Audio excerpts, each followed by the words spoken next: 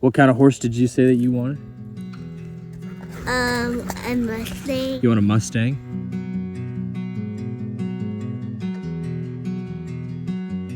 Welcome back to the Year of the Mustang. For my horses and I, this week turned out to be another period of rest while we stay with the Sweat family in Gravette, Arkansas.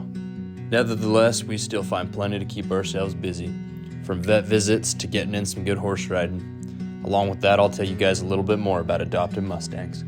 Okay guys, let's talk another aspect of the long-term process for adopting Mustangs. One thing to understand is anytime you adopt a wild horse from the Bureau of Land Management, whether that's through an auction or through a holding facility, you do not immediately own that horse. They are technically on a lease agreement through the Bureau of Land Management, and that lease period is a year.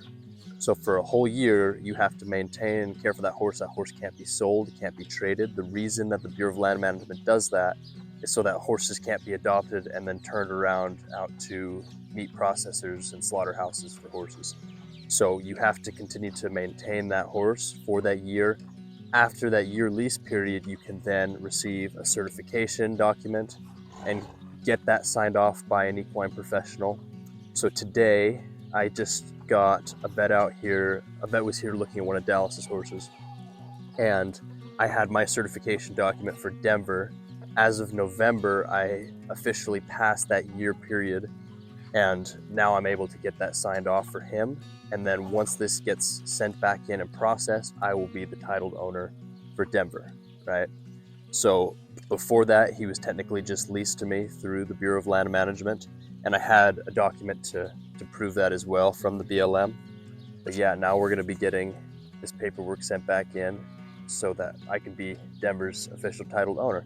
So that's just a thing to consider if you're a first-time Mustang adopter. After a year, you then have to send back in that certification before you can be the titled owner of that horse. Yeah, so you think about those steps when your hips are moving, that your elbows go with them just a little bit. All right, guys, we were gonna leave today. This is gonna be our day getting back on the trail, but we got a problem with Belle. She's got that eye shut, basically swollen shut. That's her other eye. And this one, she can't even open even a little bit. So we gotta figure this out now. Sorry, girl. She was fine yesterday, but that's the thing with stuff with eyes. It can happen overnight, matter of hours, so gotta figure this out. Okay guys, so it turns out that Bella had a corneal ulcer in her right eye. It's pretty tiny, but there is a little mark there. The yellow stuff is a dye that they use to be able to see where the scratch on the cornea is at. But yeah, we're gonna get some drops to put in there every couple of hours and it should heal up okay. It's a pretty small scratch. But yeah, she's doing a lot better. We got her some Banamine for the pain and that should help. Yep, so huge thanks to Siloam Springs Veterinary Clinic for getting us all taken care of. Should be better in a couple of days, hopefully. Okay guys, so I am here at Ladina Downs. I am still in Gravette, Arkansas, because I'm letting Belle recover with her eye for the next couple of days. It already looks pretty much better, but we're still having to treat it for the next little bit. So we're gonna head out Monday. And I came here today because they were able to sell me some alfalfa to give to my horses.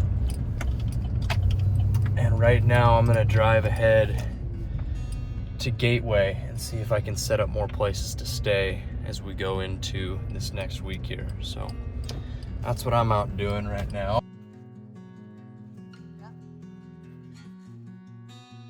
All right guys, so I have had one job interview in my entire life.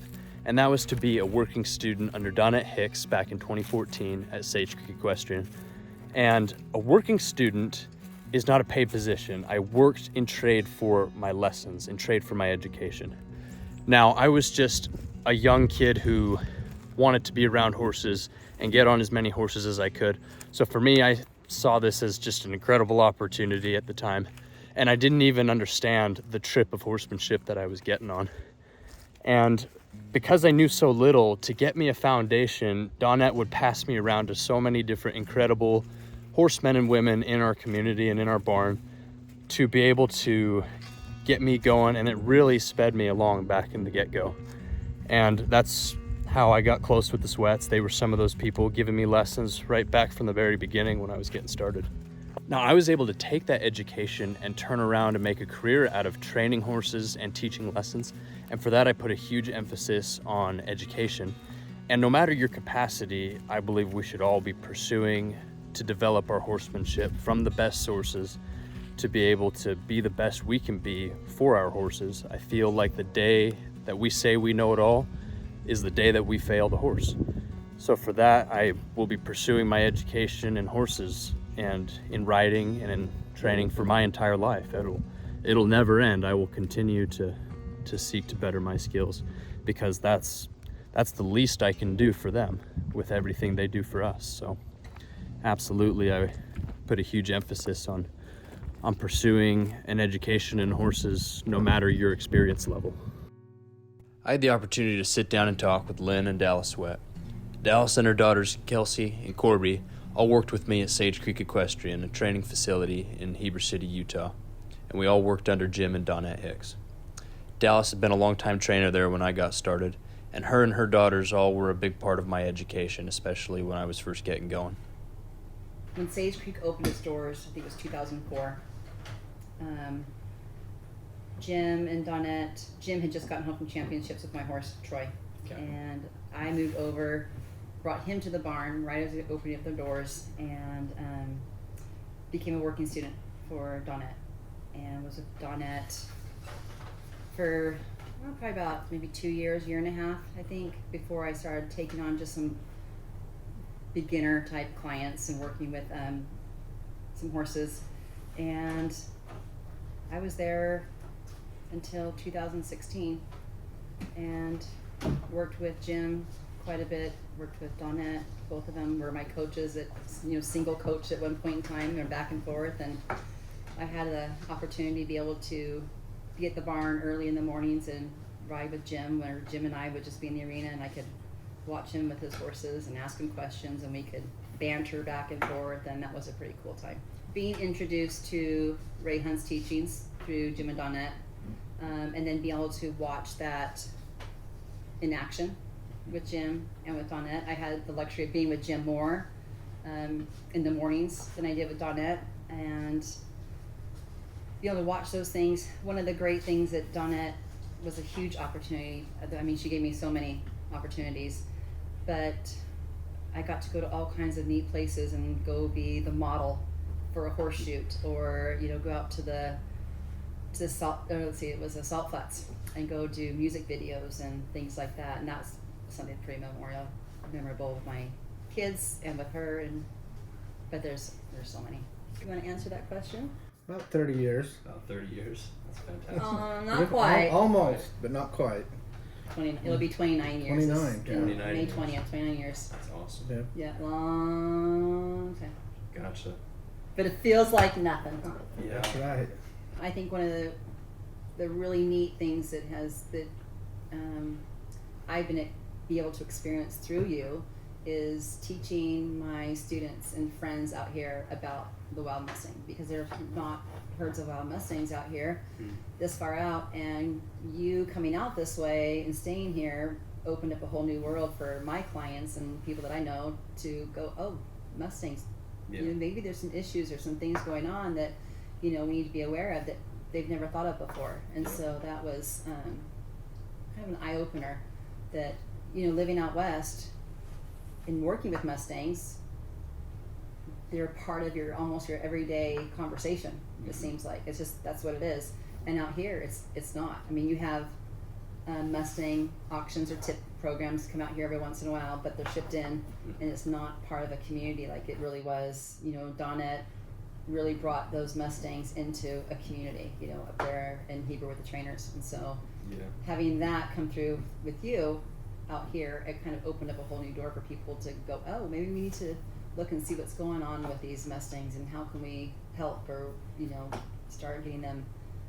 We have a lot of great horse people out here that would do wonders with those Mustangs. Like, hey, think about that. Might be something that you can do.